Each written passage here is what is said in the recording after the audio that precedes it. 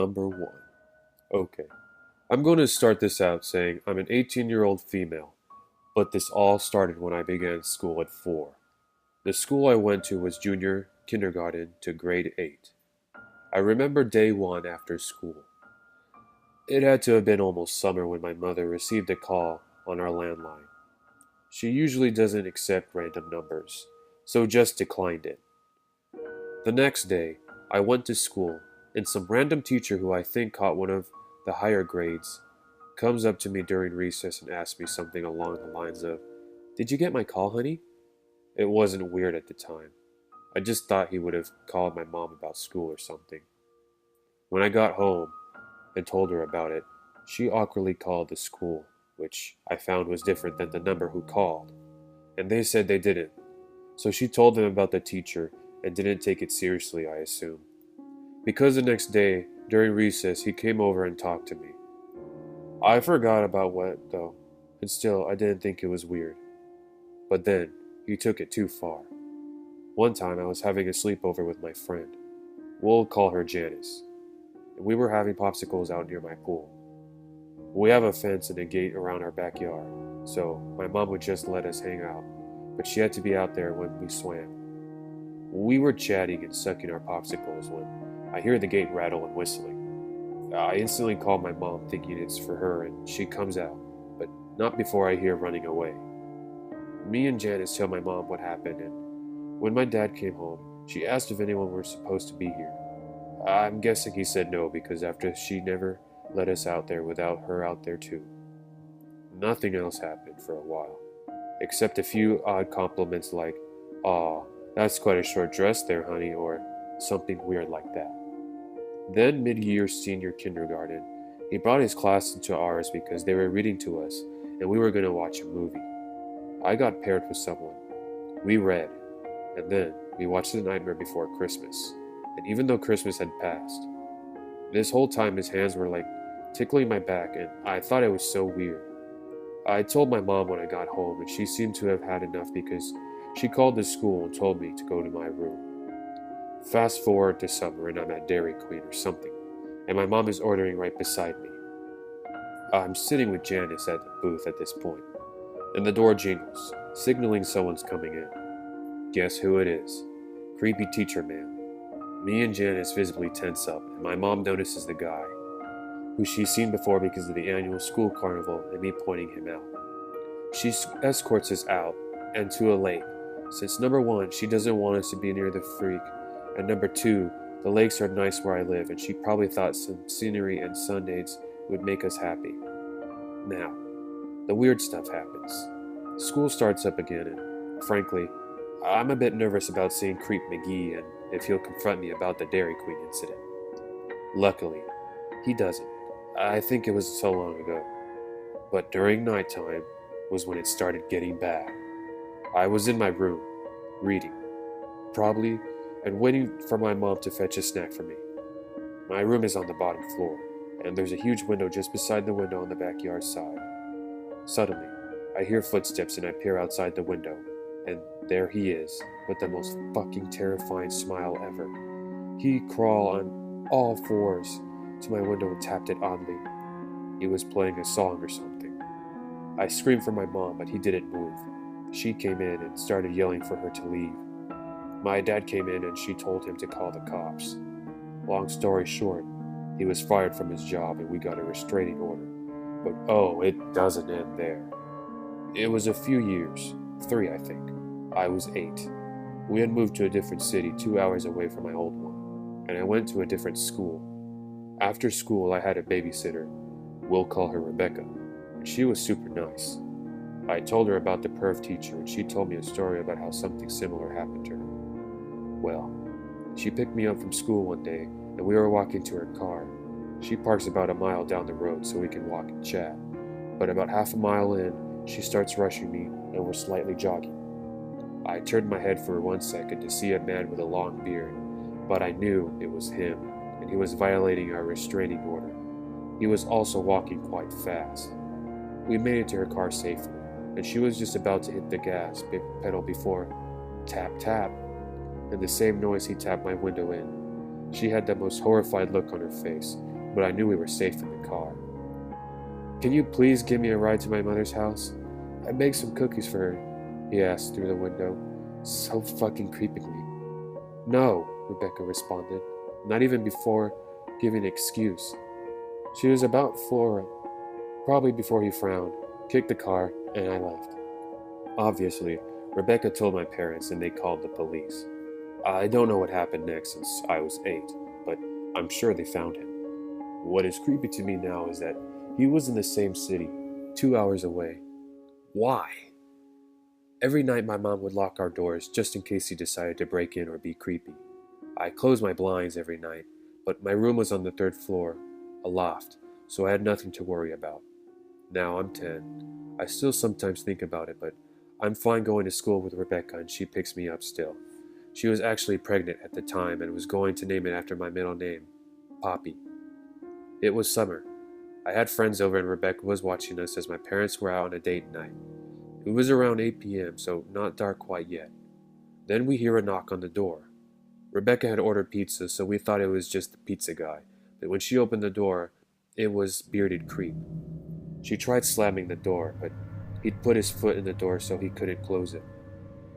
I dove for the phone and called 911, but he persisted. Eventually, he pushed his way in, and me, Rebecca, and my friends beelined it for the basement. The police saw on their way and Rebecca was yelling it, but he kept kicking or hitting the door. I called my parents too, sobbing, and they told me they'd be home as soon as possible. The police came in and my parents did too. This time, they pressed charges, and they had to go to court. He did pay a fine of like $4,000 or something, had to go to jail for like 2 years or something like that. By far though, the scariest encounter with him is when I was 15. I was at my boyfriend's house and he was going to walk me home. We left his house around 10 p.m. and we were 15 minutes into our walk before we hear, "Hey, get the hell off her, you fucking rapist. What are you going to do? Kidnap her? Murder her?" My heart dropped. A drunk man stumbled out of the bushes and lunged from 5 feet away from us, missing by a long shot. We started running home, but he was chasing us. He wasn't too fast though. He was grunting and coughing, and we made it home before it was too late. My father had enough of this and went outside to confront him. He was still there, of course, yelling about how my boyfriend's a rapist, killer. I'm still with him today. I haven't seen Mr. Creepo for 3 years, and I hope that we won't meet again.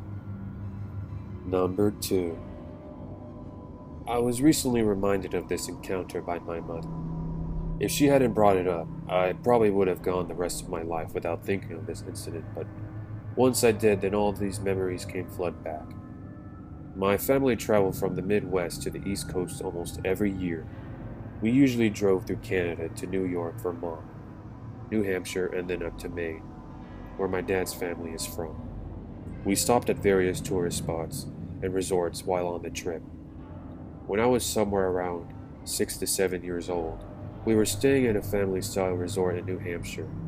It was a very large complex with 4 buildings full of hotel rooms, all facing each other with a parking lot to the left, a small park picnicking area in the middle, and the outdoor pool with a fence around it to the right.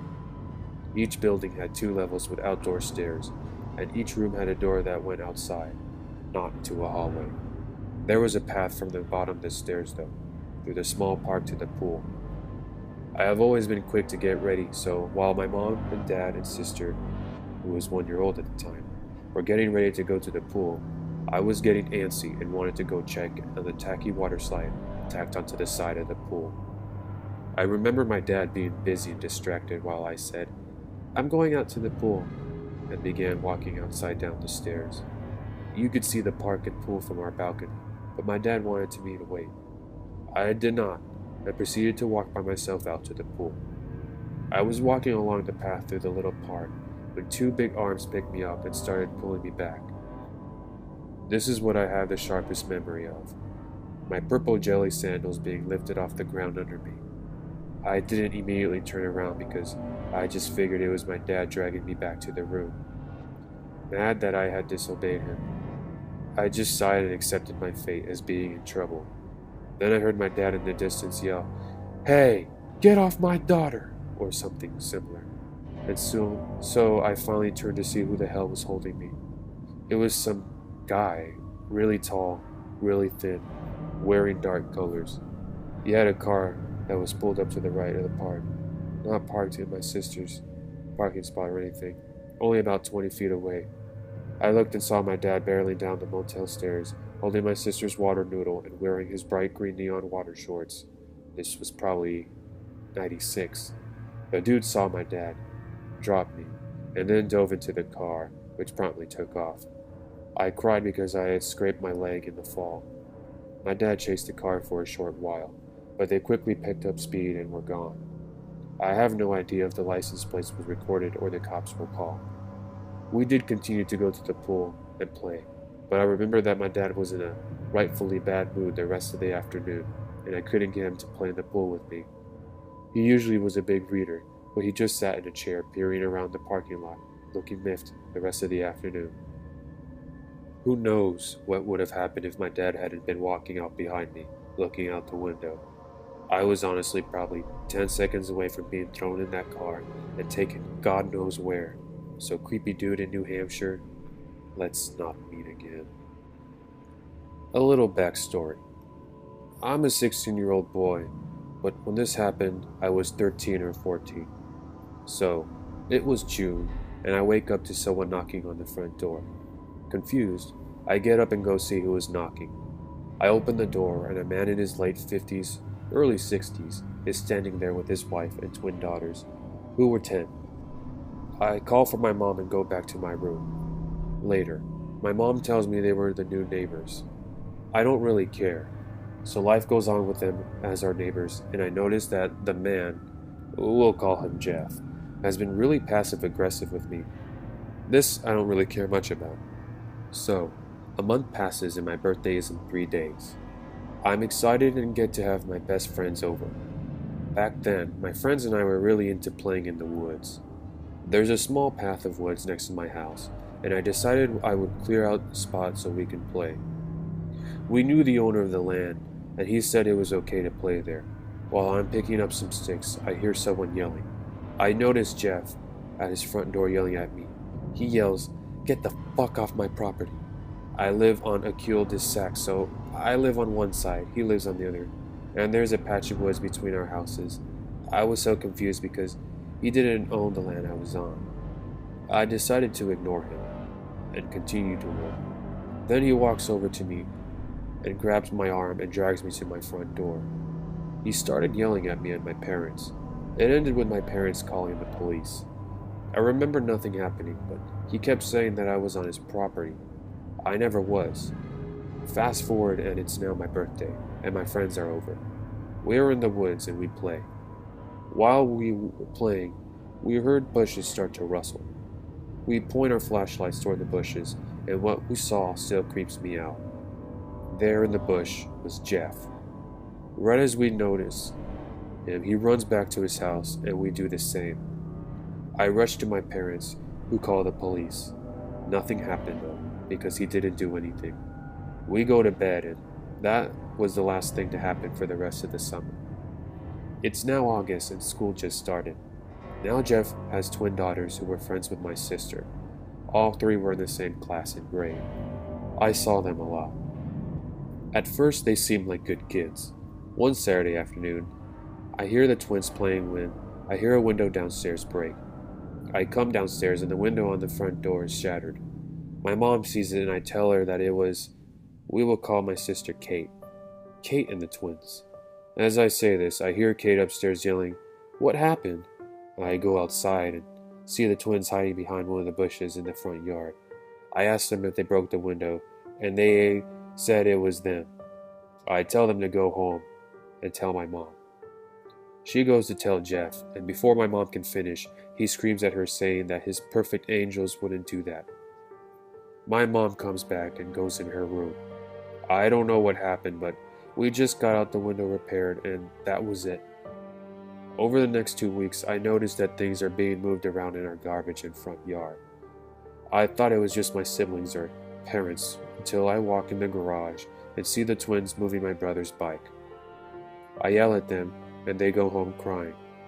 Apparently, They had been doing it the whole time, and I was pissed. I tell my mom, and she once again calls the police. They say to just lock the door. The next day, I went to my friend's house, and while I was gone, Jeff came over and started yelling at my parents, saying that I attacked his twins. I didn't.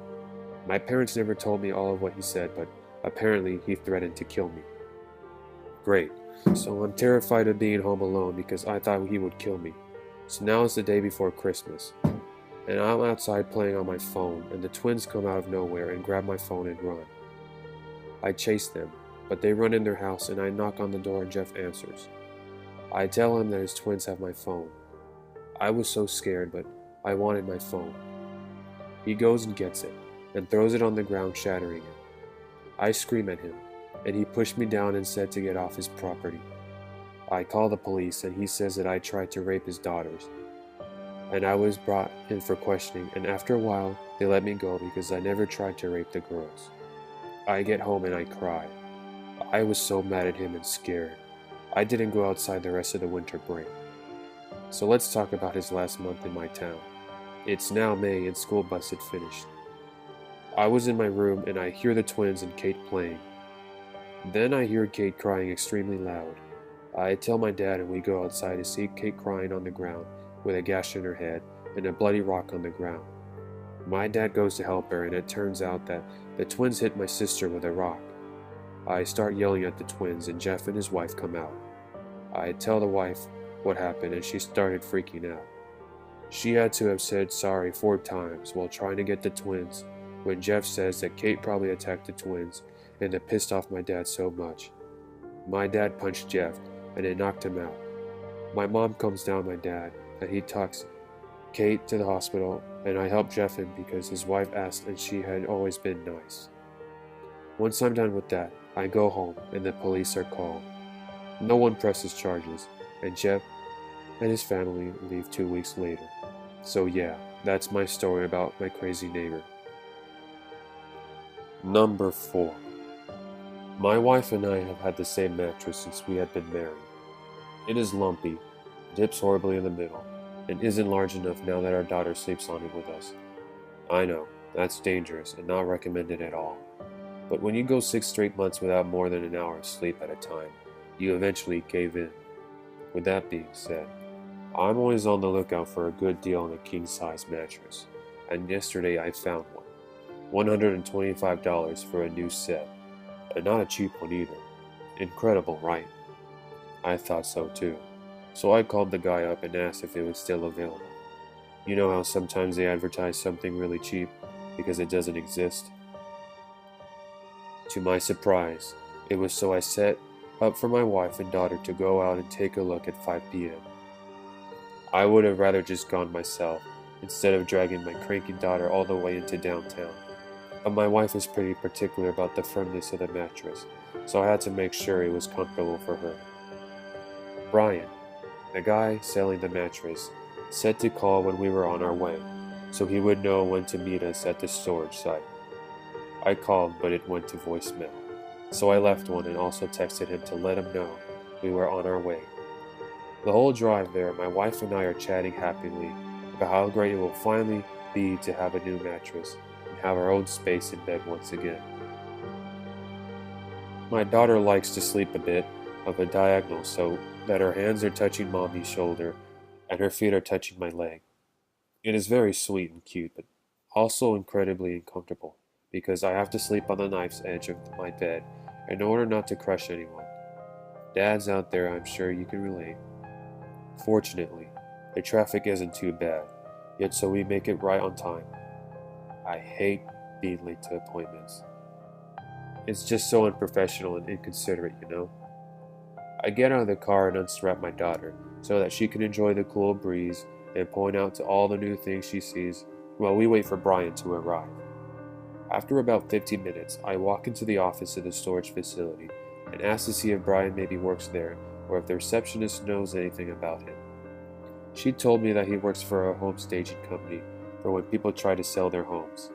That is why we can buy the mattress so cheap. It is unpackaged and set up so they can't resell it in store. She assured me he was a great guy and is probably just running late due to traffic. I was glad I talked to her because I was still having a few doubts about why the mattress was such a good deal. But his line of work made a lot of sense. My daughter and I walked around some more, singing songs and feeling the brick wall of the building and the nylon threads of the American flag swaying in the breeze. She is a very happy, sweet girl and loves to feel new things, so I didn't notice how much time had passed until my wife popped out of the car and asked what was going on. 40 minutes had passed. This guy was ridiculously late. I handed off my daughter so I could call him up and see what the deal was. This is Brian. Yeah, hi, this is Steven. We had a 5 p.m. meeting to look at a mattress. Where you at, bud? Oh, yeah, okay. I'm 30 minutes away. I'll be there soon. Now, as you know, I hate being late. I also hate when others are late. Seriously? It's like 5:35 and we agreed at 5 p.m. Brian, don't bother, we're leaving. I told you to call me when you were leaving so that I knew when you were coming. This is the first time you were calling me, so now I'm coming. What? Look, Brian, I called you when we left our house and I left you a voicemail.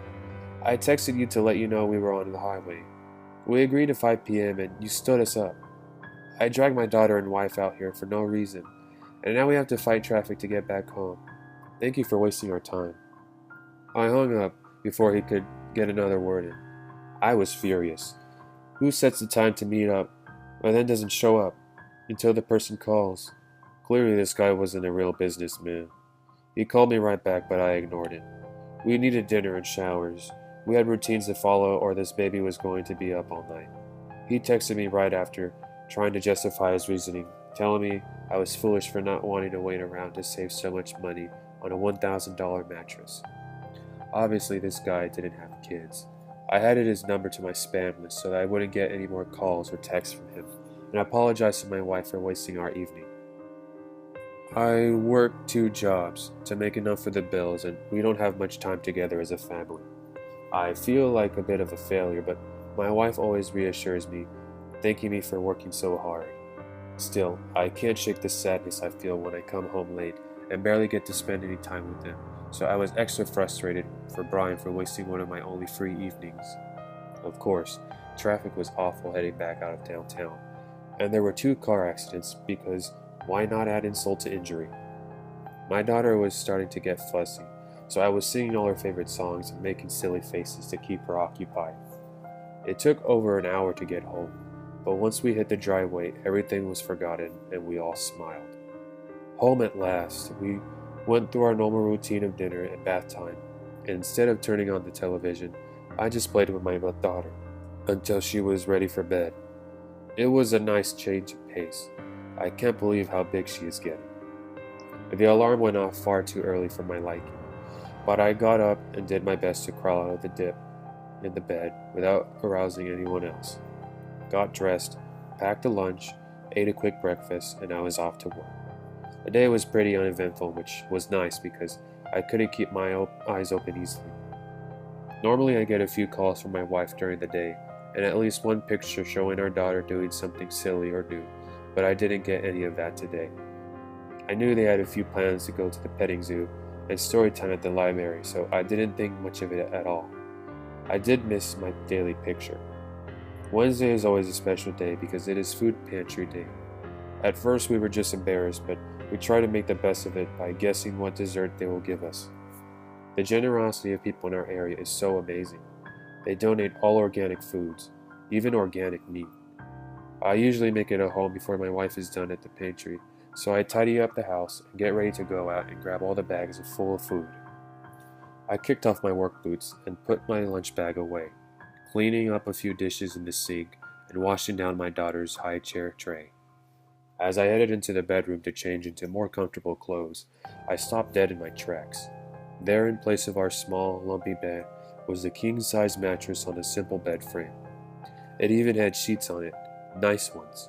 A few tears gathered at eye because I realized why my wife never called me today. She was basically surprising me with a new bed. She must have found Brian's ad on Craigslist and went up to meet him or her own while I was at work. What a wonderful woman she is. On the bed was a small white card. I rushed over to it, flopping onto the bed, and taking the card in my hand to read. Dear Stephen, I hope you like the mattress. Don't worry about payment. I already took what I needed. Brian. What the hell? I sprang up off the bed and went to my phone, calling my wife. No answer. She's probably wrapping up at the food pantry or driving home. She never answers when she's driving. I waited 15 more minutes before calling again. She is never this late from coming home. 4:15 at the latest, and it was already 4:30. I called again, straight to voicemail. I tried not to panic. Tried to let my imagination run wild, but I couldn't help it. Was she in an accident? Is she stuck in traffic? Please answer. After another 20 minutes and no response from her, I drove over to the food pantry and found the managing volunteer just before they closed up for the night. Hey Terry, was my wife here today? Oh, hey Stephen. No, she never came in today. I was a bit surprised myself, but I thought maybe you finally found a better job and didn't need to come anymore. I drove home much faster than the law of safety would dictate, praying that the car wouldn't be in the driveway. But it wasn't. I tried calling one more time with no luck. Sprinting around the house, I searched for anything strange or missing. That is when I noticed that the picture frame on our nightstand. The picture was torn down one side, leaving just me. Tears started flowing down my face, coating my phone as I dialed 911. Just a quick update and answer various questions from the comments. First, thank you for all your concern. The local police and I are doing everything we can to try and locate my family. I'll let you know as soon as I hear anything positive or negative regarding the case. Secondly, I understand that CL can be shady. I have dealt many times with bullying and selling without ever having any issue for many years. Please understand I am in a difficult financial position right now, which is why I even looked around for a mattress on Craigslist. We go to a food pantry every week, so yes, times are tough. I only do what I can. So far, we are unsure of how Brian found our home or got in. There were no signs of forced entry and no record of anyone calling or texting my wife or texting anyone over the course of the day outside the actual contacts saved to our phone. She received no emails either. Our neighbors did not notice a moving truck or anything similar come by during the day, but obviously something had to come by. Still, no idea about that either. Update 2. The police have put out my wife and daughter's picture to try and get the word out. I went up to the storage facility to try and talk to the receptionist, but it was a new woman today. She looked up storage units owned by a Brian, and there was not a single unit. Can you believe that? Over 1,400 units and not a single Brian? I mean, it's a common name. I feel like something is getting covered up, so I'm coming back later to snoop around on my own. I also unblocked the number and tried to call. All I got was a disconnected number message. The police are trying to track it to a house or business, but they aren't telling me much, which worries me more than anything else. Number 5. I was born with a gift. At least, that's what my parents always referred it to as. Personally, I wouldn't call it a gift, more of knowing. An observational skill, if you will. I still remember how for the longest time I would see these things, these numbers, and I had no idea what they meant. But now I know. I think I was around 11 years old when I first came to understand what the numbers meant. I was watching television with my parents when a news bulletin came on about a woman in Oxford who had been sentenced for the murder of 17 people. As I watched the footage of her being escorted to the courtroom, there it was, the number 17 floating just above her head like a halo of evil. In that moment, I realized these numbers weren't random. They represented people. Every number I saw would signify the number of people that the person would kill in their lifetime. I saw the world very differently after that day. On a normal day walking through school and on the way home, I would see a sea of zeros, maybe a few ones. I would walk past a man in the street, the number 3 floating above his head, making me feel uneasy. I didn't know anyone personally with anything higher than a 1, and would always convince myself that those ones would be due to a car accident or something like that, nothing as sinister as murder. As I grew older, the numbers remained mostly consistent. By this time, I had told my parents about my sight, and we had agreed that it would be safer to keep the facts to ourselves. A The first person I knew personally with a large number was my friend Kyle.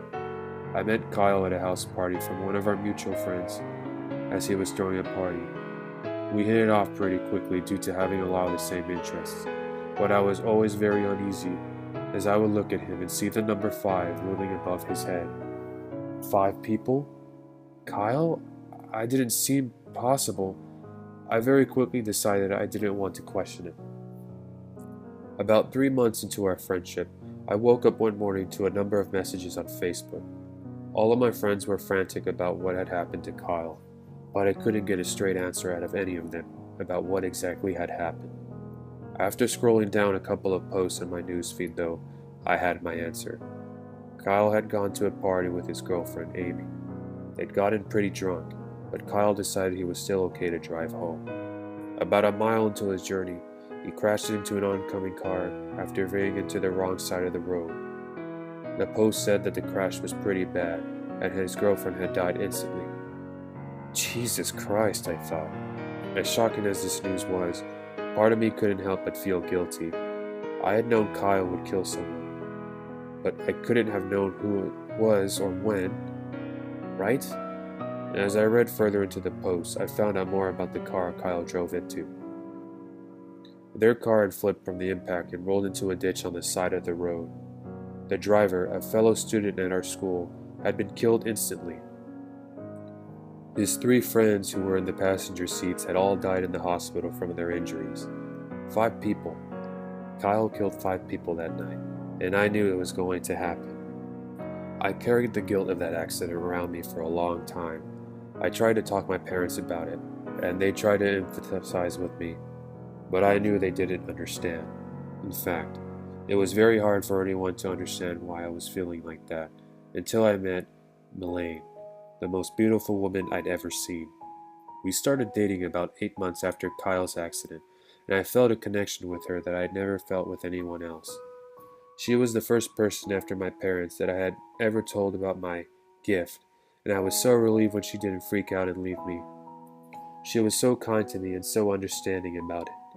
She was so curious about it and seemed to have an endless stash of questions. I was a little caught off guard when she stared at me, wide-eyed, and asked me what number was above her head. She was a 0. I told her this, and it was almost as if I could see a little wave of relief wash over her. I loved all the questions she would ask. It felt good to finally be able to talk to someone about it, and to have them be genuinely interested in what I had to say. We'd been dating for about a year when she asked me something that my parents had never asked. "Jamie, can I ask you something?" she asked sheepishly. "Yeah, of course," I replied. "Well, I always wanted to ask you this, but I could never find the right moment because it always seemed a bit too personal." "Come on, I'm sure by now nothing you could ask me would be too personal," I chuckled. "Well, okay, I was just wondering, when you look in the mirror, do you see a number above your head?" She looked up at me curiously, her big green eyes fixing on me. "Actually, yeah. When I look in the mirror, I see the number 13, I told her, looking down at my feet. "Oh my God," she whispered as she took a step back. "Are you serious?"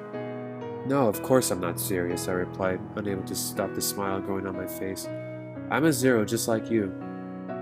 Elaine and I married a little over 2 years ago, and just a couple of days ago we welcomed our first baby into the world. A beautiful, healthy baby girl, Elizabeth. I've never known a love quite like the one that I felt when I gazed down at her little face. The feeling in my chest when her tiny hands clasped around my finger is unlike any other. I watch my wife fall more and more in love with our daughter every time she looks at her. I don't know how to tell her. I don't know to tell her that I took out our sweet, perfect baby. I feel my insides tighten with guilt, because when I look just above her darling little face, to the space just above her head, I see the number 148,327, the biggest number I've ever seen in real life. I also don't know how to tell her that on day 1, when Elizabeth was born, the number I see on myself in the mirror had turned from 0 to a number 1. Number 6. So, this happened tonight and I'm still kind of creeped out. This won't be the most dramatic or horrifying story, but I wanted to post it to try and calm myself down a little. So, a little backstory. I'm 18 and graduated high school this past year. We'll be going to college next year. I wanted to take a little time off to focus on acting and just kind of live life a little, but that's irrelevant. My mom is a travel nurse, meaning that she is gone for long periods of time, leaving just me, my dad, and my brother to care for ourselves.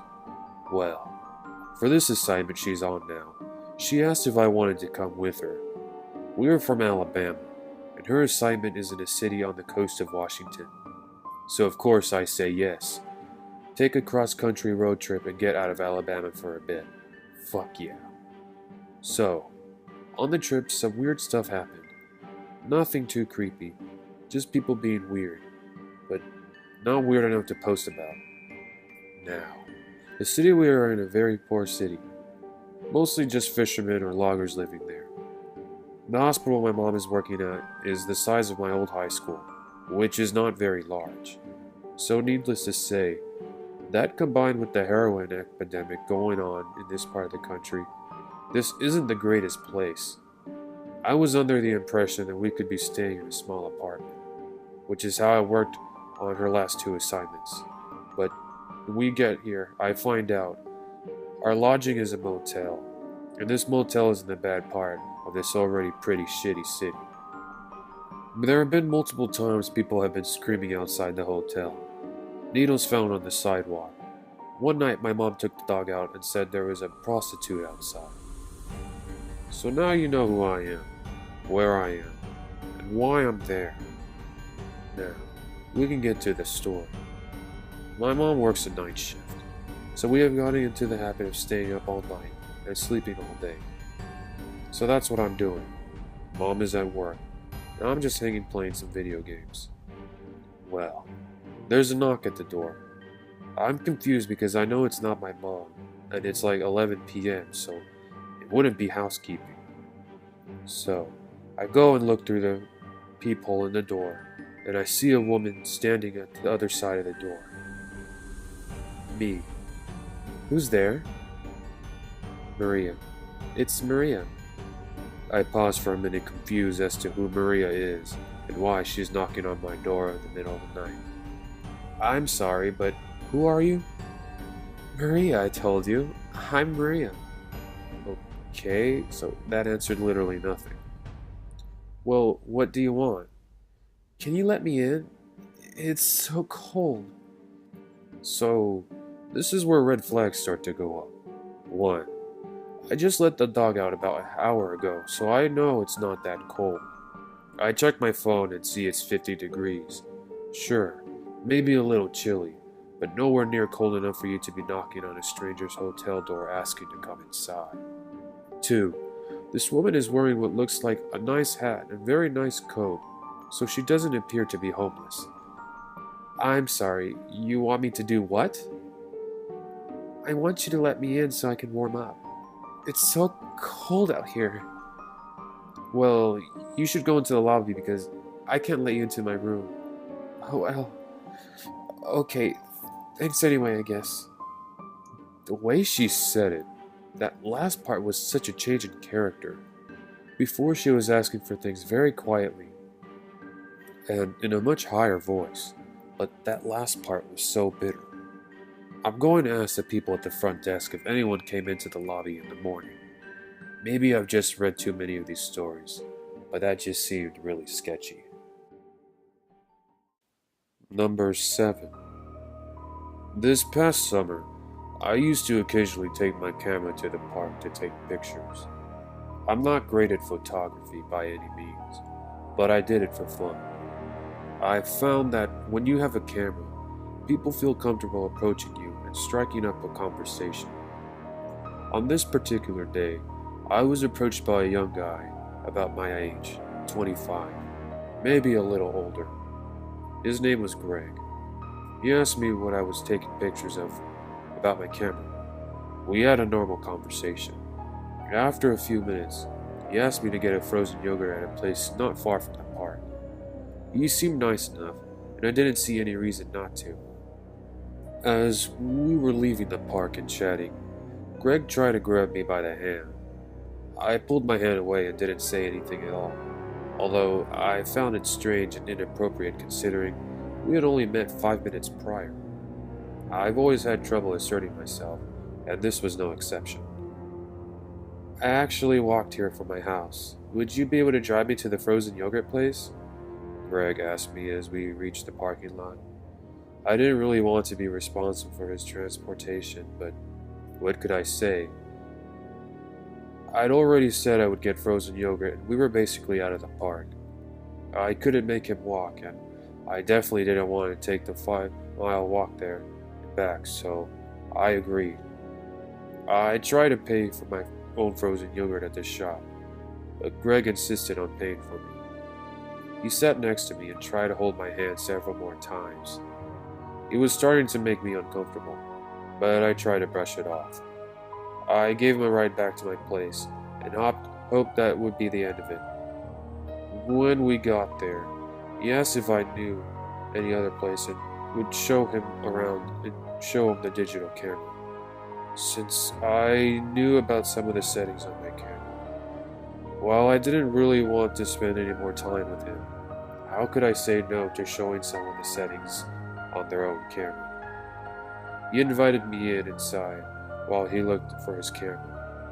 I awkwardly sat on his couch and looked at Reddit on my phone. Let's go somewhere and take pictures with my camera. This was Greg's idea. I had already agreed to so many things, including teaching him about the settings on the camera. How could I say no now? So, we went to another nearby park, where he basically ignored everything I said. He tried to tell me how to work my camera. While I was taking pictures, Red would come up behind me and put his arm around my shoulders or waist like he was claiming me. He wasn't just starting to make me more uncomfortable anymore, but it was really starting to get freaky. I was ready to go home, but I thought I should go along with everything because, for some reason, I did not want to be rude. I thought he'd be able to tell I was uncomfortable and that he'd want to go home soon. Well, he did eventually want to go home. When I dropped him off, yes, I drove him to the other park too. He wanted me to come inside with him to listen to his CD that he had told me about earlier in the day. I was naive and didn't realize that listen to his CD was an excuse for me to get into his room. In Greg's bedroom, I sat in his desk chair, as far away from him as I could. He still kept trying to get close to me. He kept talking about how we were going to be great together and all these little things he wanted us to do together. He was acting like I was his girlfriend, but we had just met the afternoon. I reminded him that we hadn't known each other very long. I forgot we just met. I feel like I've known you for so much longer, he said. He wanted me to come outside and sit on the bed, which I didn't want to do at all. He kept insisting and eventually pulled his desk chair that I was sitting in closer to the bed. I perched on the far corner of the bed as far away from him as I could. He eventually started trying to make out with me. I finally pretended I was really tired and that I needed to go home. He insisted on getting my phone number. Then he called my phone immediately to make sure that I hadn't given him a fake number. He tried to convince me to stay the night because he was afraid I was too tired and was going to crash my car. I did make it home. I stayed up late trying to relax and calm down. At some ungodly hour that morning, Greg called me and then immediately called me again. I deleted the voicemail without listening. He texted me the next day asking me to go out with him again that day. I finally got the balls to tell him no and to never contact me again. At that time, I had no idea what I was agreeing to hang out with this guy when all I wanted to do was go home. Looking back, I realized that at the time I wasn't capable of saying no to the people. I've been determined to develop that ability and to be less naive. Number 8. I hold my reputation dear. It's a valuable thing these days. In the end, if you look through the veil of lives I've so intricately weaved, it's all a man like me has. I sat in the dark bedroom and thought quiet, the only sounds being the soft breathing of my wife beside me. I took the time to enjoy the peace as I went through the tedious work of carefully popping each bullet into one magazine one by one. I never particularly liked guns, but in my line of work, they were a necessary evil. I'd always preferred the blade. Something about the brutality of it all. I found it much more exciting than pulling a trigger. I took a moment to pull out my sharpened combat knife, running my thumb along the blade. I watched it as I sliced through my thin top layer of skin, blood surfacing through the narrow incision. I looked down at my wife sleeping beside me. She was the definition of innocence. She was very soft-spoken, her voice matching her small frame. I felt a wave of pity wash over me. She didn't know what I said and what I did, and at times I longed to tell her, but I knew it would only put her in harm's way. I tried not to dwell on it too long. After all, I had a job to do. I had been given a name 2 weeks ago, along with $20,000. Whatever I didn't spend on materials for the kill was my salary. I'd taken out lawyers, politicians, gang leaders, you name it. I lived in New York, so there was almost never a boring target. However, this guy was an exception. His name was Ben Rogers. Even the name was boring. He had a fairly expensive apartment, but that's expected of an architect. The guy was a creature of habit, always going from either his office or current bill site, or to the nearest Starbucks for lunch at 1:30 sharp. He would stay for 45 minutes exactly, then be on his way back to work until he would leave at 7:30 on the dot. I had to utilize my gun for the last kill, so I was just itching to use my knife again. My fingers ran over the handle as I sat in my car, waiting for Ben to arrive to work at 8:15 a.m., as always. He got out of his black Mercedes and looked around, eyes hovering on my car for a brief second before turning his head back to the build site and walking in. I waited, observing him throughout the day, eager for the kill that I knew would come later. He left for his lunch and came back for the rest of the workday, leaving the build site at 7:30 p.m. I began the usual task of following him back to his apartment. But this particular night, he changed his destination. The unexpected right caught me off guard. I had to sharply jerk the car to barely make the turn, earning a few honks from surrounding cars in the process. I tailed the black Mercedes for 2 hours before it parked outside a large, run-down warehouse situated next to the New York Bay. Ben entered the building through a steel door on the side. Not knowing what else to do, I followed through the same door, surprised it was unlocked. After closing the door, the mechanical lock bolted itself shut behind me, causing me to jump. I was left in a small corridor that led one way. I followed into what looked like a makeshift stadium, set up inside the warehouse. Seats filled with spectators sat on top of a wall that looked to be about 10 feet. The seats got higher the farther back it was, a setup much like the Colosseum on a much smaller scale, though there were still thousands of people in the crowd. In the center of it all, held up by a wire attached to the ceiling, was Ben, wildly gesturing to the crowd, getting them fired up for whatever came next. He finally spoke, his voice blasting through hidden speakers in the warehouse. "Ladies and gentlemen," he began, "today is a very special day. We have a new competitor, an ex-Navy SEAL now working as full-time hired gun. I excitedly introduce you to Mr. Nicholas Smith." How this man knew my name and past was beyond me, but he did. He sounded insane. He sounded like he was far too comfortable and having far too much fun given the situation. He started up again. "As you know, there will be 3 challengers, each more difficult to take down than the last. With our new friend here, I expect it to be quite a show. Send out Challenger 1. The crowd was on the edge of their seats in anticipation. I pulled my gun from its holster on my belt. There were 3 large steel doors at the opposite end of the circle from me. The far left doors opened to reveal a tall, skinny man.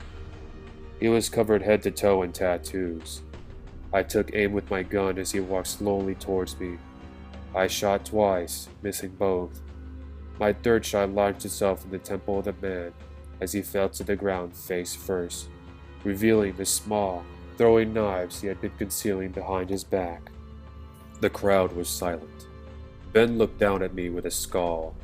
"Now, Mr. Smith, understand I want to fight," he said, obviously disappointed. I fired 2 shots at Ben in anger, missing both of them. "Ho! I think I heard one go by my ear," taunted Ben, getting a few snickers from the crowd. "Bring on Challenger 2. The doors on the far right were now open, as a bull of a man came charging full speed out of them. I got off 3 shots before he closed the distance between us, tackling me and knocking the gun from my hands. The crowd let out a roar. He was on top of me, letting out a flurry of punches. Through the assault, I managed to see his right eye, a scar running down his face through his blank, milky white eye. It was obvious he couldn't see with it. The iris had been taken out a long time ago. Using this to my advantage, I slipped my hand down to my belt, grabbing my knife, which was conveniently located on his blind side. He lifted his left arm for another blow, exposing his good eye. In one swift motion, I pulled the knife out and plunged it into his eye. I felt the eye briefly resist before popping under the pressure of the blade. The man staggered back in agony as the crowd let out a thunderous cheer. He walked back a few more steps before collapsing on the floor, presumably dead. The crowd went nuts. Ben had to shout over them to say the third challenger was being introduced. I walked over, picking up my gun from the floor and yanking the knife out of the dead brute's eye socket. Bloodied and beaten, I stood with my gun trained on my closed middle door, the hardest challenger. The door slowly opened, and out stepped the small frame of my wife. After processing this, I wedged my weapons between my belt and ran to her sobbing figure. She spoke softly, choking on tears. "Nick?" she let out a sob. "Where am I?" I was speechless. A hatred like no other grew inside me, all of it directed towards Ben. She shouldn't be here, her innocence tainted by my demons. The crowd began to boo. "The crowd is growing impatient, Mr. Smith. I suggest you act soon, or I may just have to kill you both," Ben said lazily. I decided whatever happened, my wife wouldn't pay the ultimate price for my sins. She was going to get out of here. I attempted to say a word of comfort before handing her my gun, saying, "You're going to make it out of this." A look of understanding flashed over her face as she realized what I was saying. I knelt down before her, my eyes trained on the ground. The stadium was silent. I heard my wife whisper the words, "Forgive me." A loud bang echoed through the warehouse. My wife crumpled to the floor in front of me as the crowd erupted into cheers and applause. Blood leaked from where she'd shot herself in the side of the head. In an act of unimaginable sorrow, I wept over my dead wife, grabbing the warm gun by her side. I held it to my skull and pulled the trigger, only to be answered by a faint click from the empty magazine. A moment later, I felt a sharp jab in my neck before my world turned to black. I woke up alone in my apartment. There was a note left on my nightstand. It read, "Congratulations on your success in our competition, Mr. Smith. Due to the overwhelmingly positive feedback of our fans and the performance you gave, we decided to let you go. Best of luck in your life ahead, Ben." Number 9. Here's a strange event from my past. This happened to me a long time ago, when I was about 15. I've just turned 31 today, So that's 16 years ago. Amazing that more time has passed since the event than the length of time I was alive when it happened. Some background. I grew up in a town called Paisley, Scotland. My parents, three sisters, and I all lived in an old terraced house near the center of town. It's an old house, about 150 years old, and my parents still live there now. Being terraced, we had a direct neighbor on either side as this type of housing is all connected. When we first moved in, our neighbors to the right hand side, when facing the house, were a really old couple. Or, we assumed they were a couple at first, but found out later that they were brother and sister. Never found out why they never got married to anyone or anything like that. Just that for some reason, they had decided to live together in that house for their whole lives. They were quite nice. Well, the old lady was nice. The old man was a bit stern and scary for kids. We first met them when I was about 6 or 7 years old, so we all knew them for quite a long time. When I'd walk home from school, I would see the old man sitting out in the front of the house reading his papers. We would sometimes say hello, sometimes he wouldn't. He was at his friendliest when we were sorting out the rhubarb he grew in his back garden. When I got a little bit older, he would sometimes grunt at me to give him a hand, and I would help out. He was a man of few words. He wasn't very fond of animals, though the neighbor one door down from his further along the street had cats, and they would jump into his garden and mess with the rhubarb. He would constantly be chasing them away, and sometimes I even saw him chasing cats out of his back door. The major interaction he had with my sisters and I was from his kitchen window, though. This faced out onto the back garden, and he would look out of the window at us from time to time to check we were okay. I know this because he would shout out the window if we were trying to climb over the wall at the bottom of the garden. It was quite a tall stone wall which led to a lovely field where we would play with other kids from the area. It became such a routine for him to shout at us to get down that we'd look up at the window every time we went into the garden to make sure he wasn't there. It's a kid thing, isn't it? Avoiding getting into trouble. So, we would look up at his window on and off for years. It became muscle memory. When I was around 13 years old, the old lady died suddenly. I remember seeing her being taken out the front door of the house and watching the old man standing there looking all sad. Being quite young, I didn't really know how to process the information, but I was old enough to be really shocked when he died the next day. I remember Mom saying that sometimes when two people are so used to being together all the time, they can't live, and the other one dies. I never went to the funeral, but my parents did. It was a joint thing, apparently very sad, but very respectful. With that, the whole thing blended into the past, and the years went by. New neighbors moved in. We didn't get along with the first family who were obsessed with causing trouble among people on our street. I won't go into that here as it's a totally different story. They moved out quite soon away, about 2 years after moving in. The second family were alright. They were a blended family, where the mom and dad had kids from previous relationships. There was a boy about my age who was pretty cool, although we didn't become particularly close. They were completely different from my family in other ways. My parents are very religious, whereas this family were quite modern and not really interested in any of that. So, 15-year-old me is in the house one day during the summer holidays using the internet. Typical for me to be inside while the sun is blazing outside. As an aside, these were the really fun days online. As I remember then, no Facebook. Nothing was really set in stone yet. MSN Messenger, ICQ, etc. Exploring lots of personally made websites rather than everything being part of a giant social media system. My dad shouted me from the kitchen, asking me to go and get my sisters from the bottom of the garden. They were down there playing on the bikes, because dinner was ready. I made my way outside, passing the neighbor's kitchen window, which was a bit up at the right. I glanced up there as well. It was still a habit, and I saw the old man standing there watching me. I was amused and thought how crazy it was he was still watching us in case we jumped over the wall, despite how old we were all getting. I didn't think much of it, as I was on autopilot to get my sisters. When I reached the bottom of the garden and was about to tell my sisters to come in for dinner, it hit me. I had just seen a dead man standing looking at me from the window.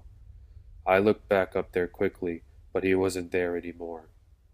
He was clear as day, looked real and alive when I had seen him. I couldn't believe it and felt numb all over. I got my sisters inside and told my mom and dad, who looked at each other across the dinner table. Being religious, they were more open to this kind of thing. My mom advised me not to tell the neighbors, as they might be scared of it, and she wasn't concerned that the old man was going to do any harm just being there. She was wrong about this. I didn't think of it at the time, but I should have remembered that he hated animals, especially cats. The new neighbors had a cat. It might have been better that they'd been told, because they might have been able to take action sooner. As it was, the mother from next door came round banging the door one day, crying and distraught. We eventually managed to get out of her. The cat was dead on the stairs when she'd returned from the shop, and it looked like the cat had been strangled. My mom still didn't see anything to her about the old man, and later on I asked her why. She said she would tell the neighbor at the right time. The neighbor called the police and they investigated the house to see if anyone had forced entry. Thankfully, she had an alarm that logged entry and exit from the house, so they could tell she was out at the place and that it was locked up. Nobody had been there. Only the cat was in the house when it died. The cat was looked over by a vet who found bruising and marks on the neck. When the neighbor told my mom all this, she finally revealed what I'd seen in the window. The neighbors immediately contacted a priest, who went round to the house alone and did what he needed to do. Thankfully, it's been quite nice ever since. No more problems for anyone. But I can't forget seeing him in the window, as clear as day, watching out as it was his old routine, and I can't imagine the terror that cat must have experienced as it was killed. You can't probably explain to someone who hasn't experienced these things what it's like. It's weird to have it confirmed by your own eyes and experiences that there's more to the world than meets the eye. I'm not sure if knowing this causes me relief or dread. Maybe a little of both. Number 10. This happened when I was in primary school, probably around the age of 11. My brother and I were walking home from school when a car pulled up just across the road. The guy wound down the window and asked if we could give him directions. Not thinking that anything was out of the ordinary and not sensing any danger, I walked over. Besides, my older brother was right there, and the passenger side of the car was facing me. When I got to the window, I saw that he was busy jerking off. He proceeded to ask me directions, and I, paralyzed with fear, gave him the necessary directions, greeted him nicely, and walked back to my brother. I took my brother by the arm and pulled him into the very first gate, pretending it was our house. The guy had driven off. I burst into tears. It has haunted me ever since that I came face to face with a pedophile, and I am just grateful that I wasn't alone.